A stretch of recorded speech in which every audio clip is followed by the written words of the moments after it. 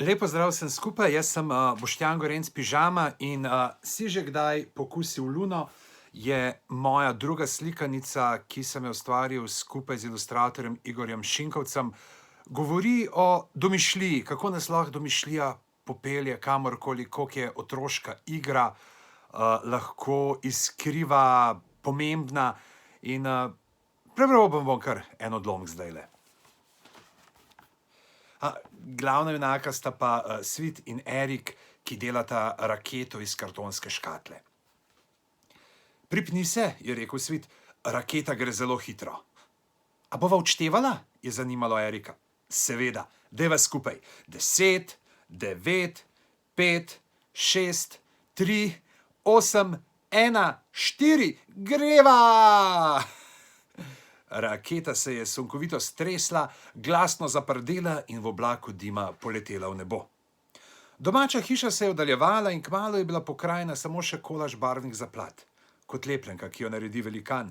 Zdaj sta bila že dovolj visoko, da sta videla celo zemeljsko kroglo, ki se je počasi manjšala v frnikulo. Koliko je še do lune? Je vprašal Erik. Meni je že dolg čas. Kako ne vem, saj sem star samo 6 let, je odgovoril Svit. A boš sendvič? Hudo, z lešnikovim namazom, te imam najraje. Pridno sta žvečila vsak svojo žemljo in se ozirala, če bi kje zagledala kakšno repatico. Zaman, očitno so vsi kometi ščipali zvezdice v lička in jim kuštrali lase na drugem koncu Rimske ceste. Hej, je vprašal Svit, a misliš, da ima komet repatec turbopogon na motorju, da tako hitro drvi čez nebo?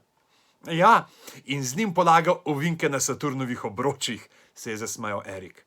Ampak frčopredelni pogon ga pa prehiti, je ponosno vzkliknil Svit. Sta vso glasno zaprdela in planila v krohot.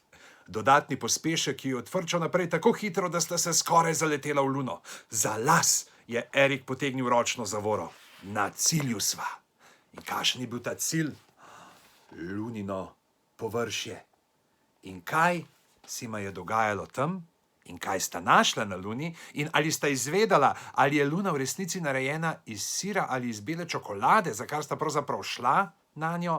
Pa izveste v tej knjigici. Hvala. Dio.